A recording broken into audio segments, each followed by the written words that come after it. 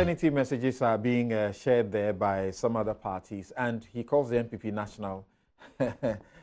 Is it? Okay, the National Democratic Party, rather. That is there. NDP. All right.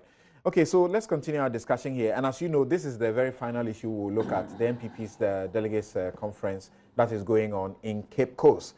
And just for you to know that JoyNews is there live, and we're going to bring you comprehensive coverage of whatever is going on there. Now, let's hear what some of you have had to say about the Senate matter. And let me read first Theo Echampong. He's Dr. Theo Echampong, specializes in petroleum matters, but he says that, like Selon Brantier, I just listened to Ernest Thompson, the former director of SNIT, Ghana's foremost pensions manager, on the botched USD 72 million 10-key IT contract on Newsfile, and felt so sad for Ghana. How does one begin such a grand enterprise level project without a full understanding of the issues as defined in the scope, and or pilot the system with some modules before full system deployment? Just like Roxanne said some time ago. Fundamental project management practices gone bonkers. I get the impression the SNIT fundamentally did not fully understand what they wanted or required from the suite in terms of functionality, i.e. weak project definition. Hence, they found themselves basically doing trial and error without recourse to the cost implications. After all, a taxpayer's money, not their personal money. The IT and procurement manager, together with the management at the time, have a lot of questions to answer. We have been screwed. Ibrahim Kopa in Tamale says, the revelation at SNIT only confirms the assumption that it is only change in government that can expose how corruption occurred in a previous political administration. Eja Adam says they could find $66 million to buy a piece of software for SNIT, but they want to tell Ghanaians that it is impossible to find 500 million Ghana cedis to fund free SHS. Michael Amening in the UK says it's a welcoming news that IOCO is investigating this matter, and anyone whose negligence might have caused financial loss to the state should be made to face the full rigors of the law. Musa Abattoir in Kumasi, the government should be careful how they are going about the SNIT issue. We support the investigation into the matter by IOCO, but that must be done devoid of political persecution. Bedi Akon at Fawade in Kumasi says that what at all has the SNIT contributor done to merit this wanton disregard for the future of the honest worker through managerial wickedness as a result of greed? Never heard that before, managerial wickedness. Oliver Bamba in Salaga says that any attempt by any person to rationalize or defend this institutionalized broad-day robbery in the name of software procurement by SNIT is a mark of dishonesty. Okay, so that is just to give you an idea of how Ghanaians generally appear to feel about this particular situation. But once again, let's take note, it's not a software. It's more than a software. Okay, so move to our next issue. And as you know, on the 20th of this month, there's a company. Its name is Exton Cubic, and it's associated. It has some association with the brother of the former president, Ibrahim Mahama, because in the company, the wife is supposed to be one of the directors or shareholders, and that has become such an issue because the company was moving equipment, machinery to Nyinahin in the Ashanti region, and something happened. They were stopped, their machines impounded, and they've not been given to them because of certain matters that are coming up about their license or absence of license to mine bauxite.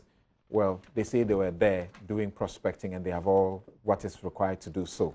Let's hear what the PR for the company has had to say, and some other commentary from the Ashanti Regional Minister, also from the Lands and Natural Resources Minister, who seem to have defended them that they have gotten every right to do what they were about to do.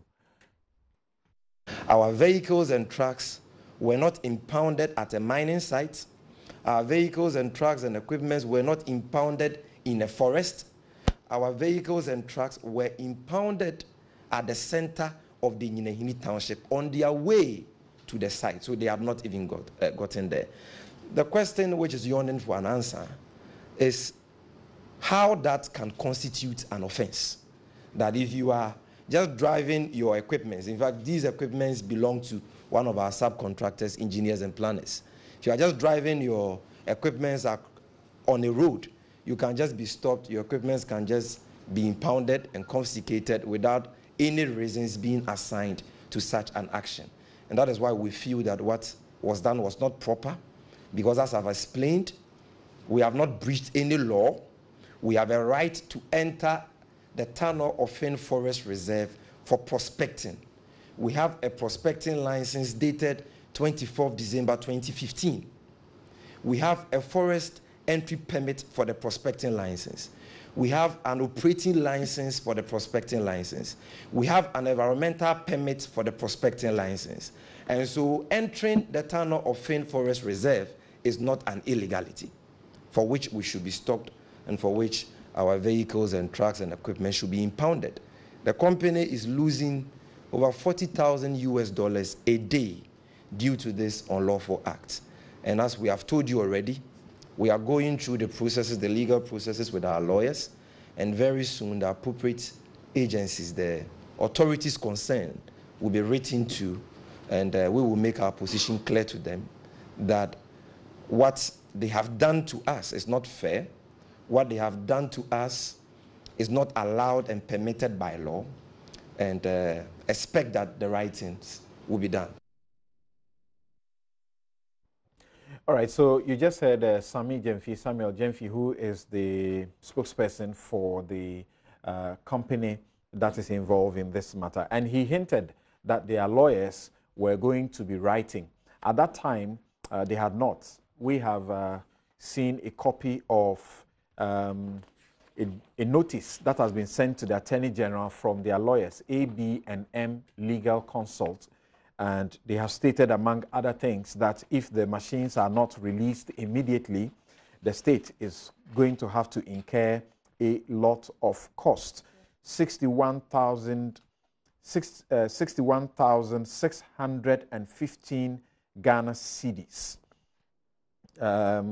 with the effect that from the 20th day of August 2017, when the trucks were seized by the police, to the 25th of August 2017, which is the date of this letter, our client has already incurred financial obligations to engineers and planners in the sum of 308,074 cedis, which continues to accumulate as the trucks remain with the police custody. And they have stated in this demand to the Attorney General clearly that everything they are required to do by law, they have done. And so they do not see why this is happening to them. Once again, I start with you, Nelson, Roxanne.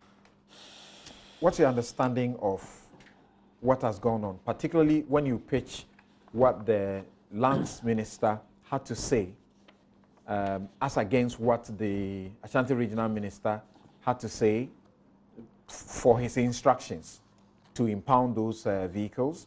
Of course, let's not forget that members of the community have also demonstrated and stated that things that are supposed to be done are not being done. They do not know about the company, among other things.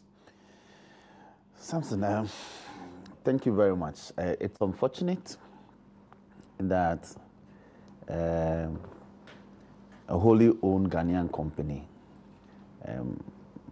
has to go through this ordeal. Let me give some background. Now, the Nyinahin Bauxite deposit was discovered in 1922 by the Georgesburg Gold Coast administration. But the actual discovery was done by the Gold Coast Geological Services. So almost immediately, some companies came in. As far back as that time, companies from Montreal in Canada came in to do some form of exploration. And over the period, I can give you the timelines as to when those companies came. Before 1945, there was a company called Fanti Consolidated Investment Limited. They did the initial exploration from about 1928 to about before the advent of the Second World War.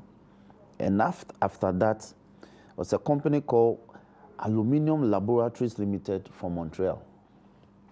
They were there till about 1949. When in 1949, the Gold Coast administration established the Tano Offin Forest Reserve cover.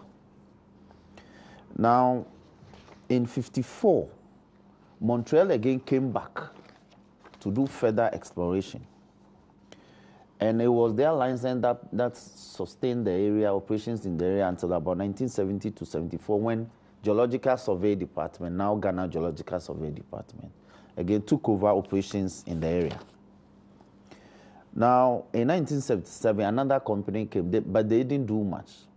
And so the area remained untouched in terms of exploration activities until 2006, when Alcoa World Alumina, under President Kufuor, they took some exploration licenses and also did some work. But their license, it was 6-month basis. It's always renewable. But they didn't renew it.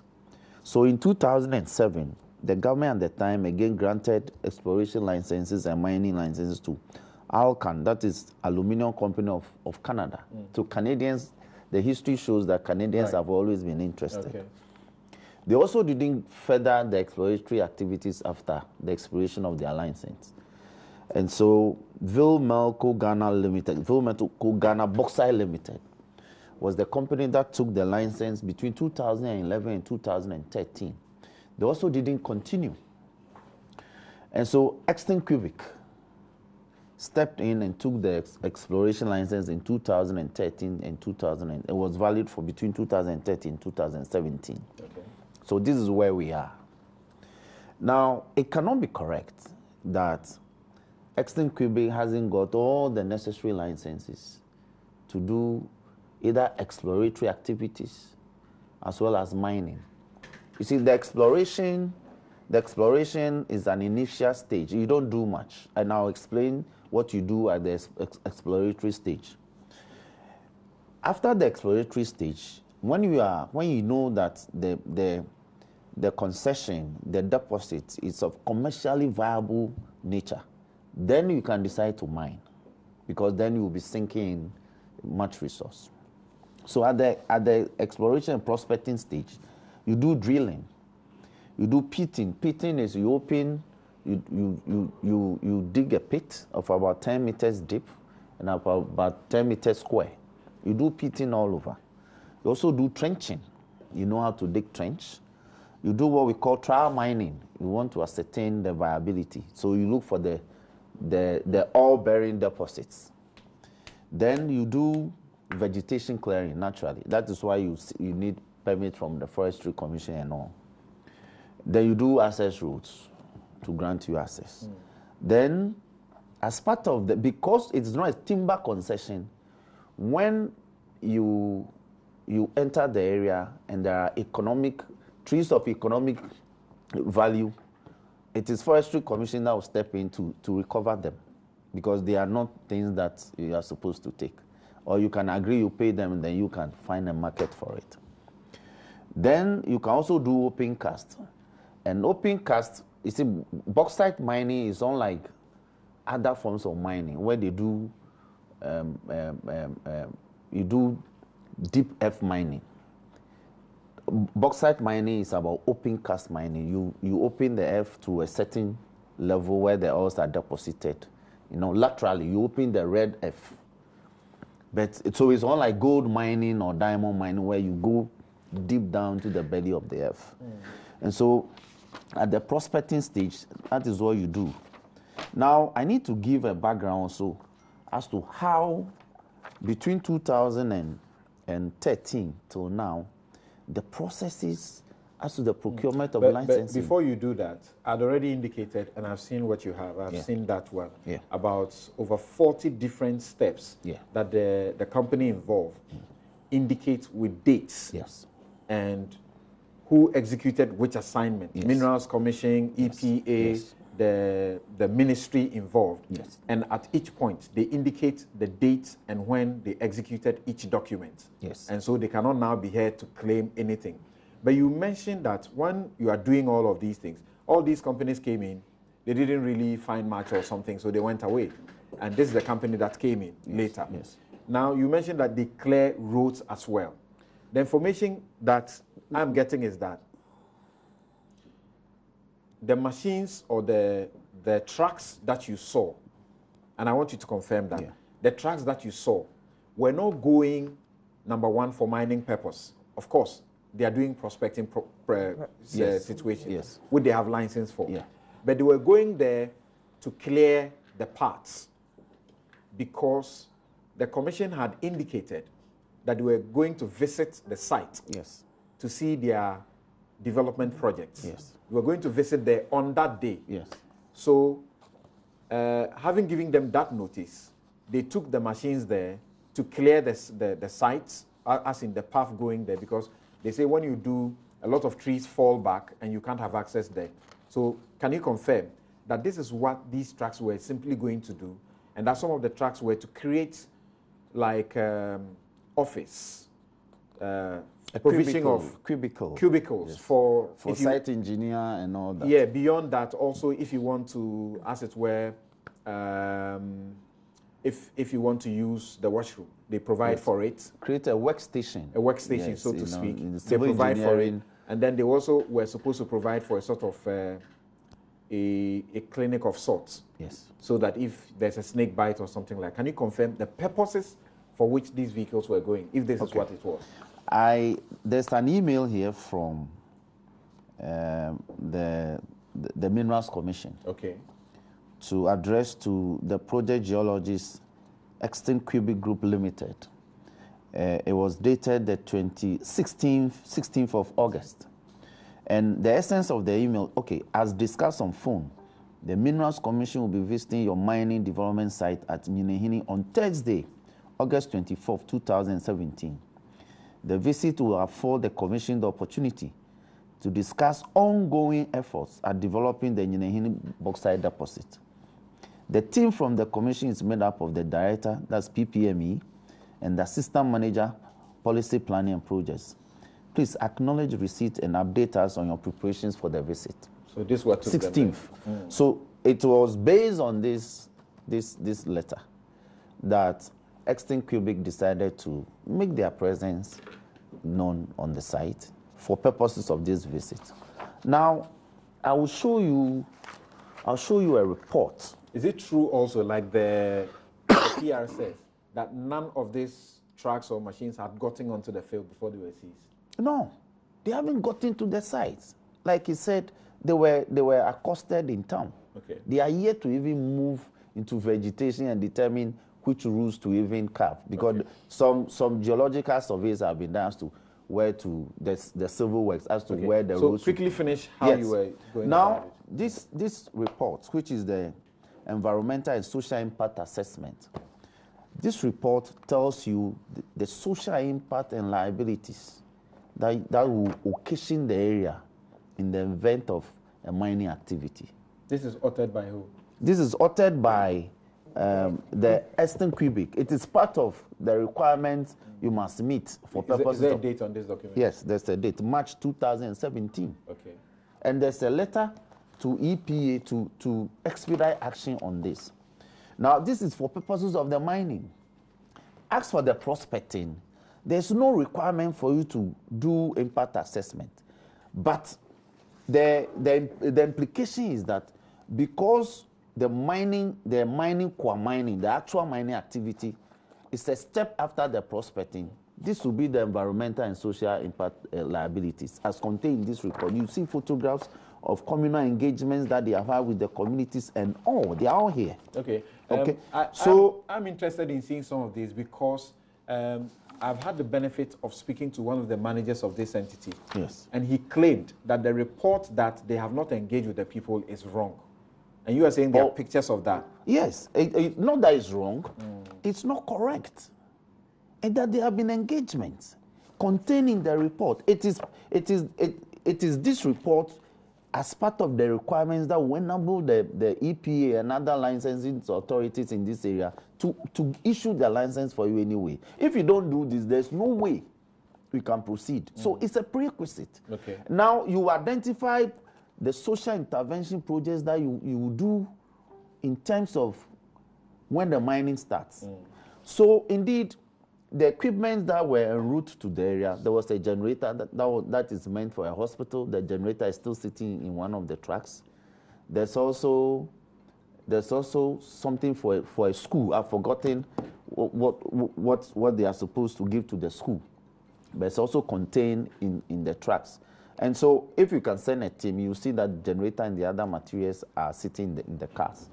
Now, if you look at the complaints from EPA, there's no way EPA can say that they haven't issued any license or permit to Eastern Quebec or Minerals Commission. Look, some of the monies they charge for the fees is so atrocious.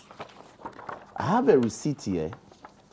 There's an invoice, for instance, from Minerals Commission, dated, what's the date on this receipt? Was it invoice? Invoice. It's dated. Invoice for what? Invoice for the licensing process. Which of the licenses, prospecting or the mining? Hold on, I'll give it to you. Now, it's processing fee and consideration fee. Now, you see that in the invoice, they say processing fees, 1,389 cedis. Consideration fees, 93,791 cedis, 25 pesos. Then consideration fee again, 656,536 cedis, 75 pesos. Totaling the payment of 751,000. Hold on. 751,000 plus. Now, a receipt. This is a receipt from Minerals Commission dated 13th December 2016. Receipt from Extin Quebec Group Limited.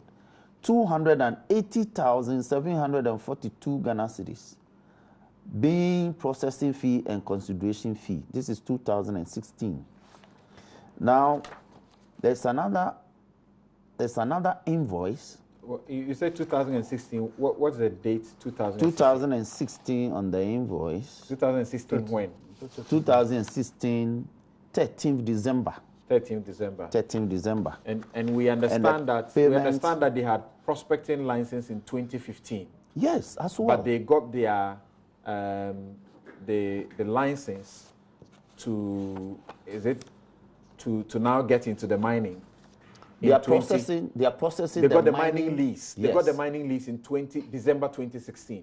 Mining lease. Yes, mining lease. No. Which is the document which is circulating on social media, really. Hold on. Yeah, the mining lease. That's when they got it in December, because they had gotten an offer from the Minerals Commission on November 10, asking them to come and pay fees so that they will be giving the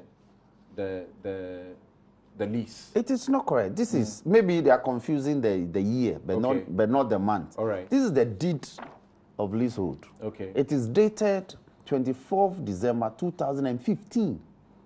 This is the leasehold. Okay. And it's been stamped at the Lands Commission, stamp valuation duties paid. It's been registered at the court's registry and all. So it was 2015, not 2016. Now, I refer to payments made to even... No, just clear that point for me, because what we are told is that Yes. it is in December 2016 Yes. that... December 29th. 2016, that the government, as it were the ministry, decided to give this concession. December 29th. Yes, decided to give this concession to the company. And people have raised questions about that. Why December 29? December 29, why that? Sam, I speak to facts. Yes, and I'm saying that what Yes. you're holding, there's Yes. there's another one, which is circulating. There's another one. This is for the prospecting. Sam. Then after this, there is the one for the mining. Because before the mining one, there is a letter, which I have seen a copy. It's a letter which is dated November 10, 2016, which made them an offer. It says, we refer to your letter dated October 26, 2016 for a mining lease covering a land area of 56.664 kilometers. That is something block at Chichirere in the Ashanti region. Yes. And wish to inform you that the Commission will recommend to the Minister of Lands and Natural Resources to grant you the lease subject to the payment of the following fees. Processing fee, 1,389 Ghana cedis. Yes. Annual mineral right fee, 50,330 Ghana cedis. If you can quickly wrap up so that I can have Now, my other guests speak. Sam, as part of the leasehold agreement for the concession, there are other things that follow, other documents that you require to add. So, for instance, we have proposed work program for Extinct Cubic Group on the Chichirere concession of Nyinahin Bauxite deposit situated near Chichirere in Ashanti region. Okay. This was dated 15th May 2015. So there are processes that you go through. You don't wake up one day and get a concession. You must meet the requirements. And these requirements, they give timelines. This document, can I have this one? This one? No, the other one. The one that has timelines for things. Yes. Okay, thank you. You go through a lot of processes. There are regulatory requirements you must meet. Now, when you do that, because beyond prospecting, you do actual mining. So it is the actual mining licenses that they are pursuing. Indeed, and they made payment for. It's under processing. Right. So it is not as if in December 2016, before Extinct Cubic got its permit to enter Nyinahin. No. Okay. When you are doing mining, there are several phases of it. Okay. All right. So what I'll do is that I'll take a very quick break. When we return, we'll continue this discussion. And when the matter came up about when that company became a mining thing, I sought for some documentation and saw when they had amended their objects, objects of the company to include mining and what they registered at the Register General. But the key question remains, how come the residents don't appear to know them? The district assembly does not know them, says never heard of the company. The Ashanti regional minister is unaware, and because of that, they have been stopped. It's not that If he all claims, of this is say correct, that he claims to we be take a break. unaware. We'll be right back. Good.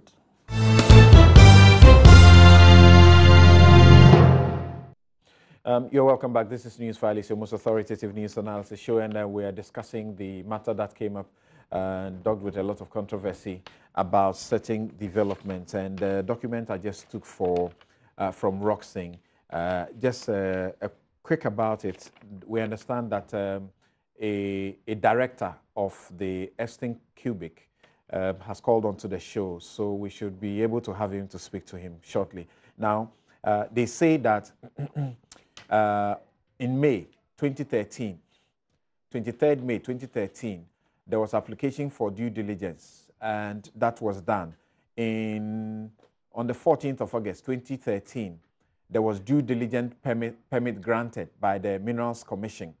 Roxanne is showing me the documents backing these claims by Eastern Cubic. Then there was also payment of consideration fee for due diligence license. They did that on the 19th of August 2013. There was request for geological data from Minerals Commission. That was done on the 20th of September 2013. There was grant of forestry entry permit. Forestry Commission did that on the 8th of October 2013. Then there was submission of forestry entry permit to EPA. That was done on 17th October 2013. Then there was progress report on due diligence to the Minerals Commission, 30th November 2013. There was final due diligence report submitted to the Minerals Commission on the 13th of December 2013. There was request for development proposal for integrated aluminum industry by the Minerals Commission. That was done on 13th January 2014. And then request for extension of validity period for due diligence permit was on the 11th of February 2014. There were guidelines from Minerals Commission in respect of development proposal from Minerals Commission, and that was done on the 12th of February 2014. Then there's a list, approval. This is the 16th compliance they refer to. Approval of development proposal. Minerals Commission did that on the 17th of February 2015. I'm just rushing to the ultimate. And then ministerial approval of development proposal and recommendation for prospecting license. That was the Ministry of Lands and Natural Resources, 1st April 2015. Then subsequent others, submission of application for prospecting license, 24th April 2015. Then I should quickly maybe just end on this. There was grant of prospecting license, 24th December 2015.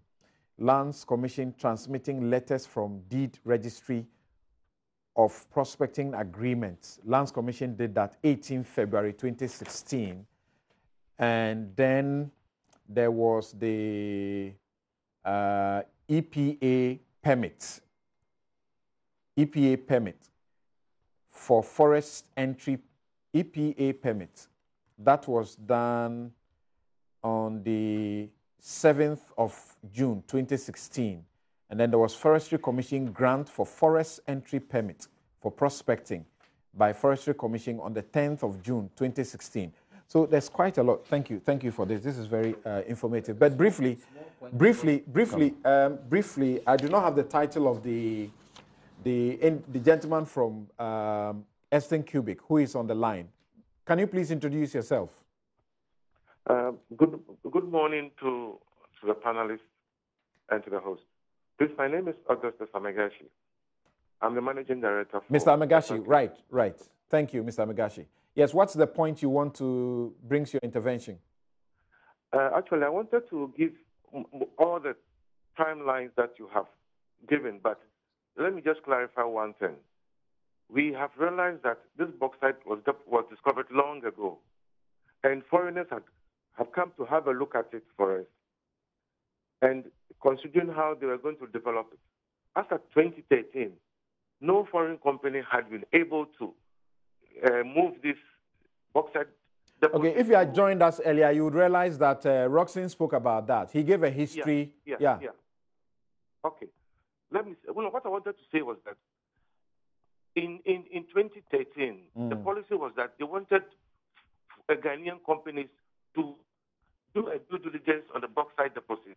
Okay. And lead to the development of an integrated aluminum industry. Yeah. So after we did our due diligence, the Minerals Commission requested that 4 companies made a tender bid for that development. How many companies? So 4 companies. Okay. So we have to put together a development proposal for an integrated aluminum industry. Sorry, I'm cutting in, but we have very limited time. Can you tell us, by that time, 2013, that you tendered together with 3 other companies, what was your track record in mining in the mining industry? Eastern Cubic, you look at the track record of mining companies is not based on the company specific are running the operations of the company. Okay, so who are the people running the operations of Eastern Cubic? Personally, as a managing director, I am a geologist with over 35 years of experience in exploration and mining. I had been working for bauxite and alumina companies across the world as an expatriate expert. But I had to come back to try and help Eastern Cubic move this deposit from mere deposit to a mining status. Yeah, that is you. Who else? That is you. Who else? So there are also mining engineers, there are surveyors, there are financial people. I don't want to mention all names on air. But we can give you a list of our personnel on staff. Yeah. So we had actually taken we've sunk in risk capital to de-risk this deposit by bringing the resource estimate to a very high level of accuracy. So now we are... Sorry once again. You are saying that what they need to check to consider your tender is just the experience of the personnel or the people behind the company and not the company itself. By that time, I think that you should be able to demonstrate that you have capacity, you have machinery, and all of those things. At least you may have done something that they can stand on so that you will win the contract among the four that bidded. No, I want him to answer that question because that's an issue that has come up. No, how could you have won among four others? Yeah, I mean, if I had a copy of the proposal we presented to the Minerals Commission, I could read to you the introduction that the company had all the capacity to develop this bauxite deposit and then develop an integrated aluminum industry. Without any track record at all? SPVs can always be formed for a particular project. Okay. So, and if you form an SPV, it's just a matter of drafting the required experienced personnel to run it and move the process to where you want it to be. Okay. I'm sorry, we don't have time, but I want you to clarify this for us. How do you explain you receiving your mining lease, is that it, on the 29th of December, 2016? I think I had one of the panelists explain some of these things. But we started the process in 2013 with a due diligence permit, due diligence report, prospecting license, prospecting reports, and feasibility reports, which was vested and approved by the Minerals Commission in August, September of 2016. And we were given an offer letter and certain required fees to be paid. We did our part by paying all that is requested. That's for the mineral rights fee. The agreement was prepared and put on the minister's desk. We didn't have any influence to force the minister to sign it in November. I think when he was leaving office in December 29th, he signed the agreement because it had been pending on his desk for a while. Okay. It wasn't as if that wasn't the first, because he had already granted a prospecting license in 2015.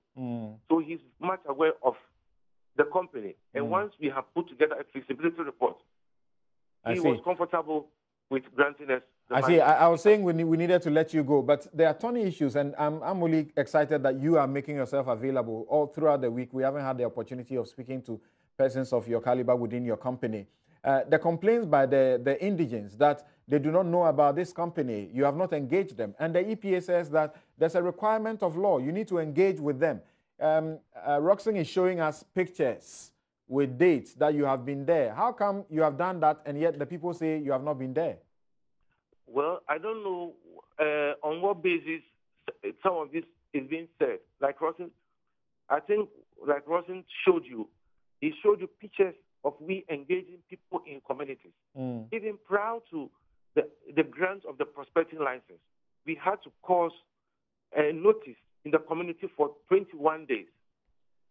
And the former DCE has attested on radio that even the current DCE who was then an assembly member, was part of the committee they put together to review that notice. And then they reported back to the Minerals Commission that there was no objection for grant of a prospecting license. So now, if you have the same DCE claiming that they have no idea about the operations of Eston Cubic, well, we don't know where he's trying to go with this issue. Okay. Mr. Megashi, sorry, what's the full name again? Augustus Amegashi. Augustus Amegashi, thank you very much for joining us on Newsfile. Your intervention is useful. I guess that we are supposed to finish here and join the NPP in Cape Coast. But Susan. Well, I think there are a lot Can of I say things. one thing before Susan? No, comes? sorry, No, sorry, don't say sorry, anything. sorry. Let me just say public perception. In the previous administration, the impression was given that Mr. Ibrahim Mahama had a finger in every pie. Okay. And it created a lot of resentment. This is not his company. No, his company is involved. Yeah, let me finish. Yes. As a subcontractor, he's just hired out his equipment to them. I mean, he could have hired out the equipment. But you see, just the name engineers and planners is enough for people to say, hey, these people are still here. Now, some people have chopped and gone. Now it's our turn to chop. And then these people are still here. You understand? I mean, we can go into the substance of the issue, but we don't have time for it. No, but Susan, this but is, if you make this is, arguments this is, like that. I'm not making an argument. I'm just telling you what the feeling there's is nothing out like there. chopping and mining. No. You waste your No, money. no, no. Please, stop interjecting. It's not Yeah, about. sorry. It's not about what is true. The facts may be there. They may not necessarily make up the truth. But I am telling you that the general feeling of people was that some people had opportunities in the previous administration, and that now it is opportunities for those of us in a newer administration. You think that's what is going on? No, I'm not saying that is what is going on. I am just saying that that is the general feeling. And so you can have a former district assembly, this thing, change his view. Is a continuum. We're talking about district assembly members and where their loyalties lie.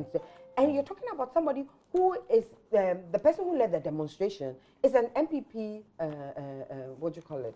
Youth organizer. Constituency youth I didn't pay attention to that. But those who presented the petition included the districts, one of the heads of the district. Yes, but that's what I'm saying. That okay. I mean, if you read the report, there's somebody there. As soon as they said the youth went on a demonstration, and among the fact that youth, you are MPP doesn't mean that if you have a genuine concern, you shouldn't express that it. is not that. You see, Ladi, you can do what should be the ideal. This is the Ghana in which we live in, where people take certain stands without even knowing the facts of the matter, and because maybe certain names are mentioned and things, there's immediate judgment on what it is, and people don't go into the merits of the issue and come out with a proper fact. I'm very sorry about this, but Doc, we are crossing over to Cape Coast, but briefly, what can you say about these developments? There are people who are questioning, but the district chief executive, the Ashanti regional minister, what is their locus at all? What is their place in this when the minister himself says that these people have the rights to do what they are doing? Their locus is pure politics. What is going on based on what is being said? Pure politics. The DCE is part of that community. It is its place. Sam, it's pure politics in the sense that, look, when you talk to NPP people, the argument that is being made is, look, Ibrahim Mahama used his position as the president's brother to acquire this property. And if he used his influence as the president's brother to acquire this property, not under MPP administration will he be allowed to what? To execute it. And I can tell you for a fact that Ibrahim can do whatever he wants to do. Extern Mobile, Extern or whatever it is. Extern Cubic, they can do whatever they want to do, but they will not be allowed to mine it. After all the demonstration of the compliances they have done, they will go they to have written court. to the Attorney General and they I'm say telling they you, they will not allow them. They will not allow. Look, I have somebody who happens to do much about this thing. And the argument that has been made is, look, if Ibrahim or Exton wants, they should go to The Hague. They can go as far as to The Hague. It's unfortunate. Okay, what do you it's say, regretful. If that is what it is, what do you say, assuming without admitting? Yes. Because you are dealing with speculation Yes. information you cannot tell us who is giving it. I mean, in 30 seconds, tell us, what does that say about Ghanaian doing business in Ghana and being affiliated with a party or a party person? President Kufuor's son, an adult, was deemed in the time not to have the mind and the capacity to do business as an adult. It's unfortunate. It's unfortunate, and I think, I mean, the right thing needs to be done. In the sense that, look, Susan made reference to the fact that there are some people who believe that this government chopped another. Look, on December 29, 2016, there was a newspaper publication that, look, Ibrahim Mahama, or President Brother, chokes another big bauxite contract. Bauxite contract. As to whether he used his position to get that contract or not, I don't know. But well, they say they have already invested over $200 million. No, I'm not trying to doubt his competence. When you look at the documentation, but he's not the owner of it anyway. No, but go outside the street and ask. They will say Ibrahim, President Mahama's brother. It's unfortunate, but I think moving forward, some of these things. What's unfortunate? Companies are owned by human beings. Well, his wife is involved. His brother is involved. Agreed. But all this thing boils down to what? Politics. It's simple as that. If President Mahama was in power today, do you think this would have happened? No. If he was in power, let's face it. Do you think a Ashanti regional minister can stop a company from what? From executing such a thing? No. There's no doubt about it. Even though we have all the valid permits. Okay. That's why I'm saying that it boils down to a simple thing. It's politics. Nothing more than that. I'm holding on for Gifty Ando. Gifty Ando Pia, who is standing by in Cape Coast. Gifty, can you hear us? Can you join us? What is going on now in Cape Coast? We want to hand over to you so that you bring us comprehensive coverage of what is going on there.